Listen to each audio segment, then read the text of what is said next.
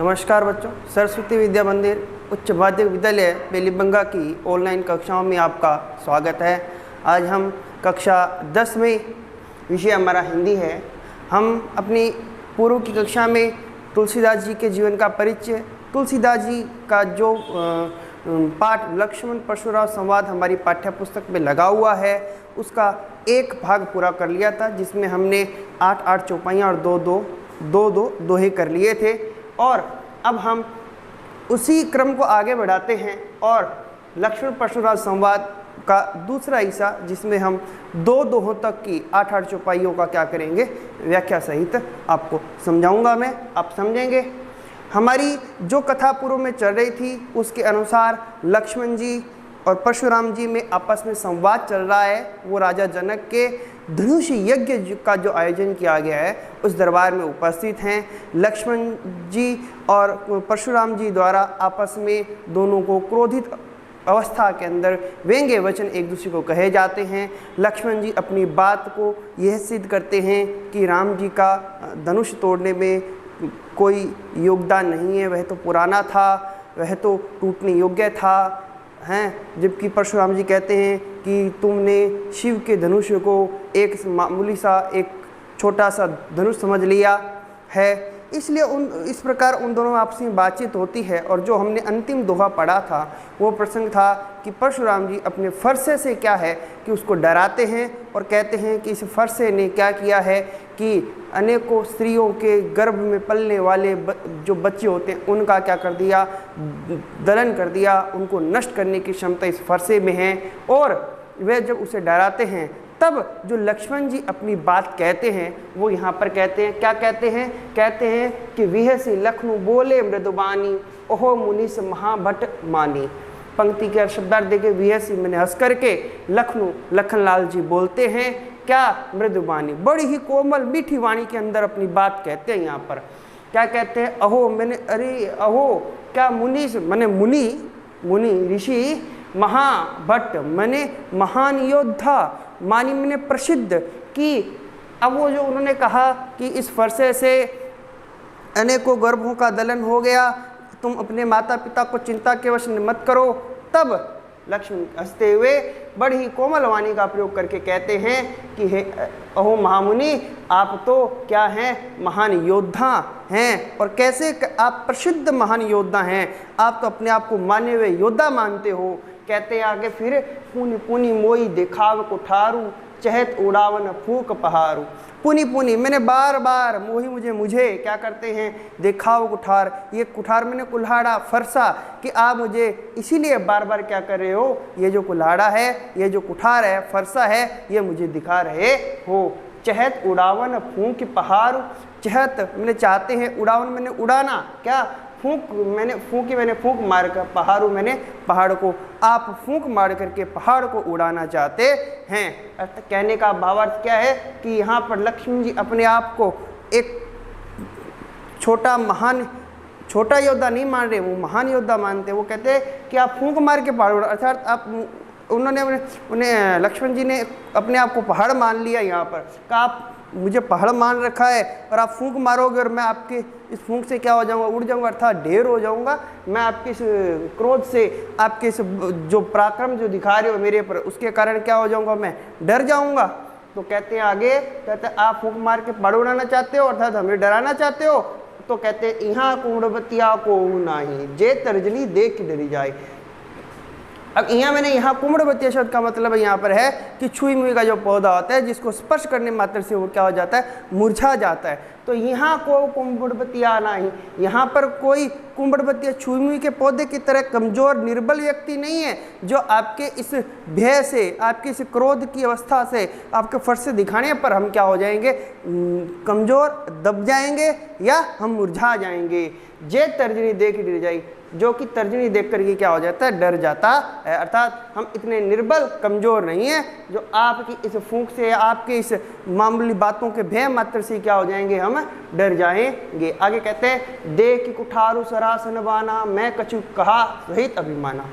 अब आगे वो अपनी बात को कहते हैं, लक्ष्मण जी कह रहे हैं, क्या कहते हैं, देख कुठारू, कि मैंने आपको देखा। क्या देखा आपका, कुठारू मैंने फरसा देखा। सरासन मैंने धनुष देखा, बाना मैंने बाण देखा, मैं कछु मैंने कुछ कहा, कहा सहित मैंने इस को धारण किए हुए, कुठार धनुष और बाण को धारण किए हुए क्या, अभिमान से मैंने आपको जो कुछ भी अभिमान पूर्वक वचन कहे हैं वो सभी के सभी वचन क्या है, धनुष फरसे को, धनुष को और बाण को देख करके कहे हैं। अब ये जो इतनी इतनी बातें कही है ना, तो लक्ष्मण जी कह रहे हैं कि मैंने आपको जो कुछ भी कहा अभिमान पूर्वक गर्व से कहा है, वो सारी बातें सिर्फ इन 3 चीज़ों को देख कर गई है, क्योंकि आपने क्या कर रखा है, फरसा धारण कर रखा है, धनुष धारण कर रखा है, बाण धारण कर रखा है। अब आगे कहते हैं, अब अपनी बात फिर कहते हैं आगे वही, भृंगुसुत समझी। अब मुझे समझ में आया कि आप भृंगु ऋषि के क्या हैं, वंशज है। भृंगुसुत भृंगु ऋषि के वंशज अर्थात उनके पुत्र हैं जनेऊ विलोकी, और आपने का जनेऊ देख करके मैंने जान लिया कि आप क्या हो, ब्राह्मण हो। जो कछु कहो सहो ऋषि रोकी, जो कछु आपने जो कुछ भी कहा है, कहा है, सहेव सहा एहन किया है मैंने, रीस रोकी, रीस को रोक करके, कि मैंने जो भी अभिमान पूर्वक आपको वचन कहे हैं ना, वो तो सिर्फ और सिर्फ फरसे, धनुष और बाण को देखकर कहे हैं, परंतु मुझे पता चला अभी कि आप क्या हो, भृंगु ऋषि के वंशज हैं, और आप ब्राह्मण हैं, क्योंकि आपने जनेऊ धारण कर रखा है। इसलिए मैंने क्या किया है कि आपने जो भी उचित अनुचित वचन हमें कहे हैं, वो सभी के सभी वचन मैंने अपने क्रोध को रोक करके क्या रखा है, रोक करके सहन किया है, अन्यथा इतनी देर मुझे लगती भी नहीं। तो आगे कहते हैं कि सुर महिसुर हरिजन अरुगाई, हमरे कुल इन पर न सुराई। कह रहे हैं सुर होते हैं देवता, महिसुर ब्राह्मण, हरिजन मैंने हरि के भक्त, भगवान के भक्त, अरुगाई और गाय मैंने गाय पर, हमरे कुल मैंने हमारे वंश के अंदर, इन पर न सुराई मैंने शूरवीरता, वीरता का प्रदर्शन नहीं होता। क्या कहते हैं कि मैंने आपको जनेऊ धारण किए हुए जान करके अर्थात ब्राह्मण जान करके सब कुछ सहन किया है। क्यों? क्योंकि स्पष्टीकरण देते हुए कहते हैं कि हमारे कुल के अंदर देवताओं पर, ब्राह्मणों पर, हरि के भक्तों पर और गाय पर क्या नहीं की जाती, वीरता का प्रदर्शन नहीं किया जाता, शूरवीरता का प्रदर्शन नहीं किया जाता, वहाँ हम उनसे युद्ध नहीं करते। आगे कहते हैं बदे पाप अपकीर्ति हारे, मारत पाप परिय तुम्हारे। अब कहते हैं कि बधे पाप, अगर हम इनका वध करते हैं तो हमें क्या लगता है, पाप लगता है, अपकीर्ति हारे, और अगर हम इनसे युद्ध करते हैं और युद्ध करने पर अगर हम हारते हैं तो हमारी अपकीर्ति, अपयश होता है, संसार में हमारा नाम खराब होता है, संसार में हम जो हमारा सम्मानजनक पद है उस सम्मानजनक पद में क्या लगता है, कलंक लग जाता है, दाग लगता है। इसलिए कहते हैं कि अगर आपको हम वध करते हैं तो हमें पाप लगेगा, और अगर हम आपसे युद्ध करते हुए हार जाते हैं तो हमें क्या है, हमारी अपकीर्ति, अपयश इस संसार में होता है। अब आगे कहते हैं कि मार तो पाप परिये तुम्हारे, मार तो अगर आप मारते भी हो, पा मैंने पैर, परिये मैंने पड़ेंगे तुम्हारे, कि अगर आप हमें मारोगे ना तो भी हम आपके पैर ही पड़ेंगे, क्योंकि हमारे कुल में आप पर क्या है, आप पर मैंने इन 4 जो बताए थे, देवताओं पर, ब्राह्मणों पर, हरि के भक्तों पर, गाय पर क्या नहीं किया जाता, वीरता का प्रदर्शन नहीं होता, वीरता नहीं दिखाई जाती। अब यहाँ पर वो कोमल वाणी में भी बोलते हैं, यहाँ पर हमें उनकी कठोर वाणी भी पता लगती है, परंतु अब अंत में हमने बार बार कहा भी व्यंग्योक्तियों में बात की गई है। यहाँ पर वापस लक्ष्मण जी क्या करते हैं, परशुराम जी को क्रोधित करने की बात कहते हैं। क्या कहते हैं, कोटि कुलिश सम वचन तुम्हारा, व्यर्थ धरो धनुबान कुठारा। कोटि कुलिश मैंने करोड़ों, कुलिश मैंने वज्र, सब मैंने समान, वचन तुम्हारा, वचन तुम्हारे, कि आपके जो वचन अर्थात आपके मुख से निकलने वाली जो वाणी है वह वाणी क्या है, करोड़ों वज्र के समान है। अब आगे इतना तो चलो कोई बात नहीं, देख लेते हैं, समझ जाते हैं, कोई भी वाणी कठोर बोलता है। आगे जो बात कही है उन्होंने वह और उनको और क्रोधित करती है। क्या करती है, व्यर्थ धरो, कि आपने व्यर्थ धारण कर रखा है। क्या, वही 3 चीजें, धनु मैंने धनुष, बाण मैंने बाण, कुठारा मैंने फर्श, कि आपने व्यर्थ में ही धनुष, बाण और कुठारों को धारण कर रखा है। आपकी तो वाणी ही करोड़ों वज्र के समान है, इसलिए व्यक्ति को मारने के लिए आपकी वाणी ही पर्याप्त है, आपको इन अस्त्र शस्त्रों का प्रयोग नहीं करना चाहिए।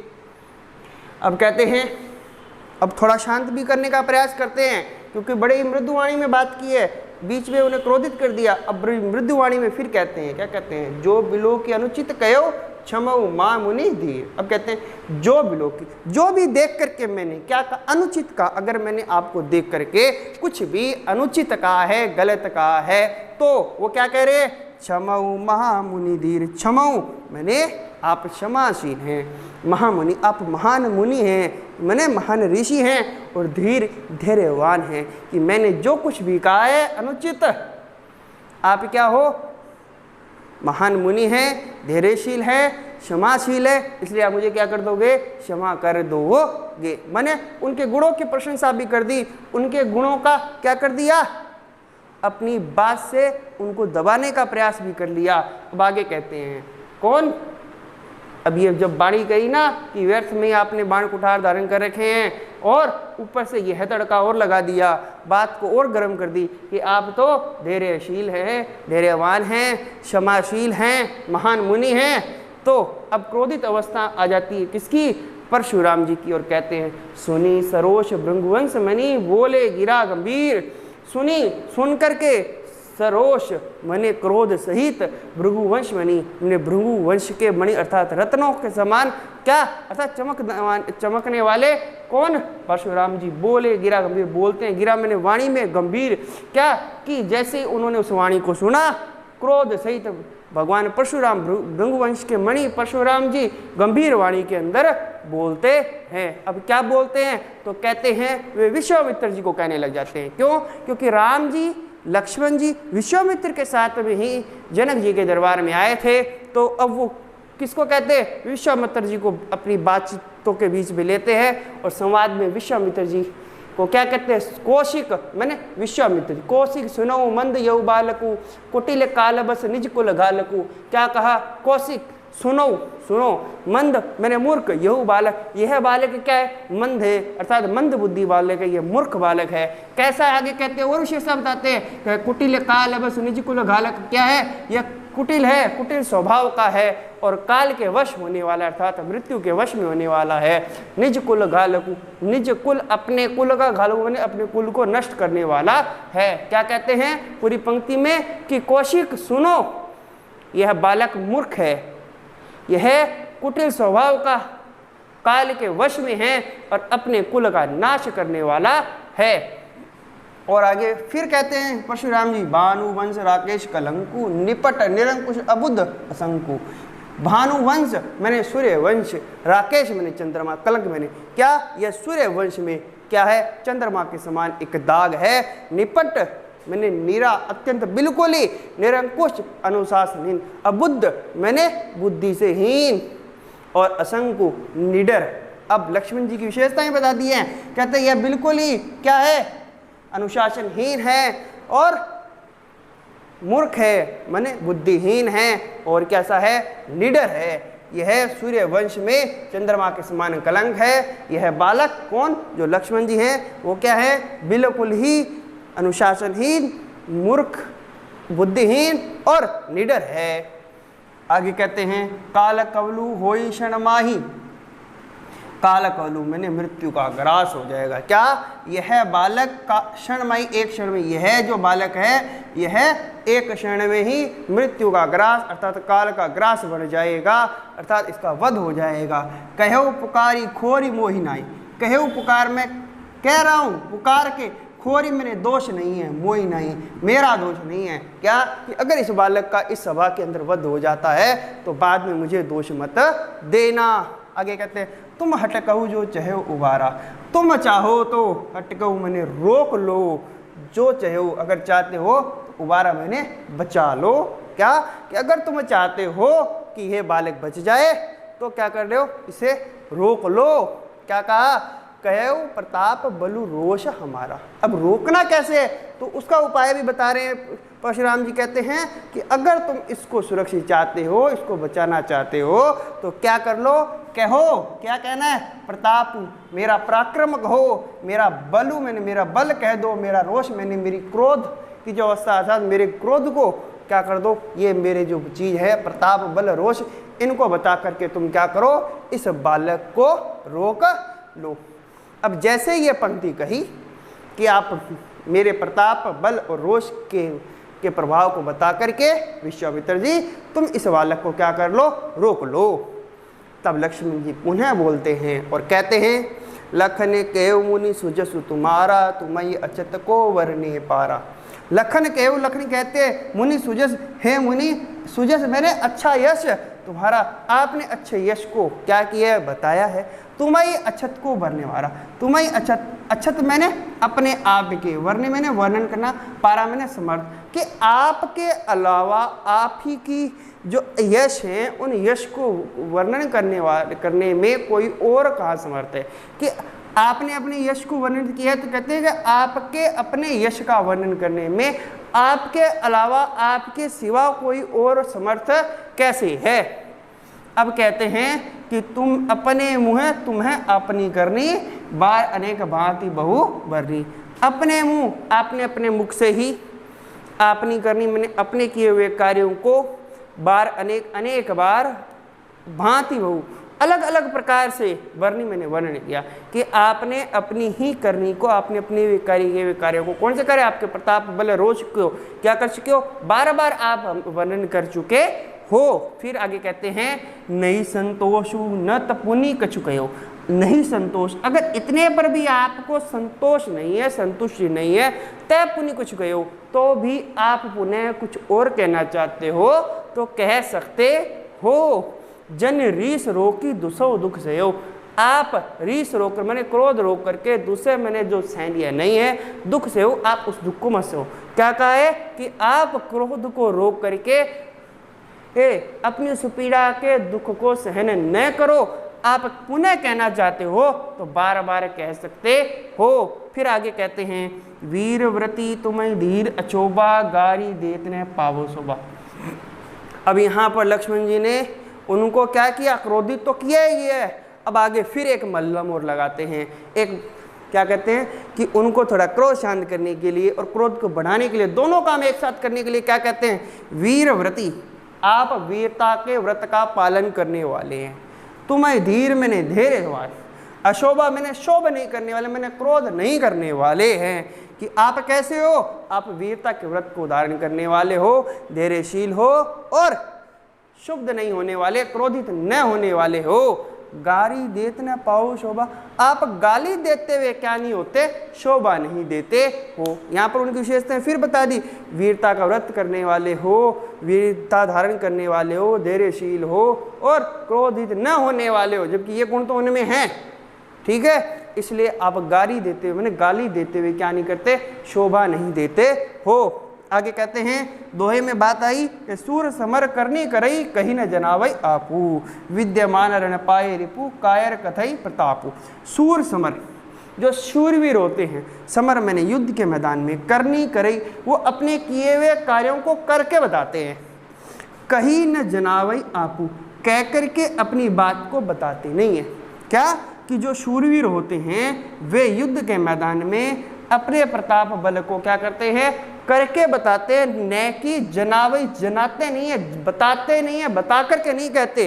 वो आपने विद्यमान रण पाई, विद्यमान रण के अंदर सामने होना, रण मैंने युद्ध के मैदान में, पाई मैंने पाई रिपु मैंने शत्रु को देख करके, कौन, कायर कथई प्रताप। और जो कायर होता है वो अपनी कथा को कहता है, कौन सी कथा को, अपने प्रताप के बल को कहने लगता है। जो शूरवीर होता है, शूरवीर के पहचाने के युद्ध के मैदान में अपनी वीरता का प्रदर्शन वीरता पूर्वक लड़ते हुए करता है, न कि कह के बताता है। जबकि जो कायर होता है वो अपने शत्रु को सामने देख करके क्या करता है, अपने प्रताप को, अपने बल का बखान करने लग जाता है। वो कैसा है, वो कायर है। तो यहाँ पर एक तरीके से देखा जाए तो जो लक्ष्मण जी वो अपने आप को क्या कर रहे हैं, शूरवीर बता रहे हैं और उन्हें अप्रत्यक्ष रूप में कायरता की जो उपाधि है वो देने का यहाँ पर उन्होंने काम किया है।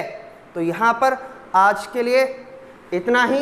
एक बार जल्दी से इसका मैं क्या कर दूँ, पुनः दोहराव कर देता हूँ। लक्ष्मण जी बड़ी हंस करके मृदु वाणी में बोलते हैं कि हे मुनि, महामुनि, आप क्या हो, महान योद्धा हो, प्रसिद्ध योद्धा हो, आप मुझे बार बार कुठार को या फरसे को दिखा करके डराना चाहते हैं, आप फूंक मारकर पहाड़ उड़ाना चाहते हैं। हम यहाँ कोई छुई मुई का पौधा नहीं जो आपकी तर्जनी अंगुली से क्या हो जाए, डर जाए। अर्थात हम निर्बल नहीं जो आपके इस क्रोध से ही क्या हो जाए, भय से ये ग्रस्त हो जाए। आपने मैंने जो कुछ भी अभिमान सहित कहा है वो सब कुछ क्या है, फरसा, धनुष और बाण को देख करके कहा। मुझे पता चला कि आप कौन हो, मुझे ज्ञात हुआ कि आप भृंग वंश के क्या हो, वंशज हैं। आपने जनेऊ धारण कर रखा है, इसलिए आप ब्राह्मण हैं। जो कुछ भी मैंने सहन किया है वो इसी कारण रीस रोक कर अर्थात क्रोध को रोक करके सहन कर रखा है।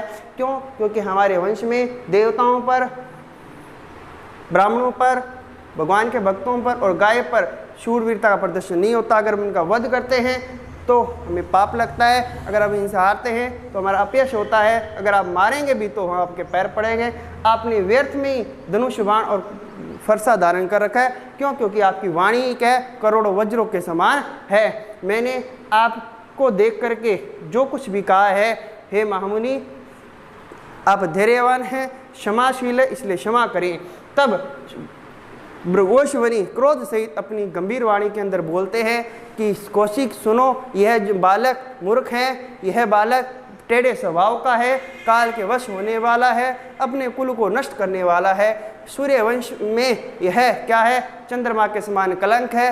यह बालक बिल्कुल ही अनुशासनहीन, मूर्ख, बुद्धिहीन और निडर है। यह काल का ग्रास एक क्षण में ही हो जाएगा। यह मैं बात पुकार करके सभा को कह देना चाहता हूँ, इसमें मेरा दोष नहीं है। तुम अगर इसे रोकना चाहो तो मेरे प्रताप बल और क्रोध को बता करके इसके को बचा सकते हो। लखन लाल जी तब कहते हैं, हे मुनि आपने अपने यश का वर्णन अनेक बार अपने मुख से किया है। अर्थात यह कहते हैं कि आपके सिवा आपके ही क्या है, यश का वर्णन कोई और कर पाने में कैसे समर्थ है। आपने अपने मुँह से अपनी करनी को अनेक बार कहा है। अगर इतने पे भी संतोष नहीं होता तो आप इस दूसरे दुख को क्या करें, सहन नहीं करें, हमें बताएं। आप वीरता का पालन करने वाले, धैर्यवान हैं और शुभ न होने वाले हैं, इसलिए आप गाली देते हुए शोभा नहीं प्राप्त करते। जो शूरवीर होते हैं वे युद्ध के मैदान में अपनी करनी को करके बताते हैं, और जो कायर होते हैं वे शत्रु को देख करके क्या करते हैं, अपने प्रताप बल का क्या करते हैं, बखान करना शुरू कर देते हैं। तो प्यारे बच्चों, ये हमारा दूसरा भाग था। एक भाग और होगा, उसके बाद यह पाठ पूरा होगा। धन्यवाद। आज की कक्षा में इतना ही।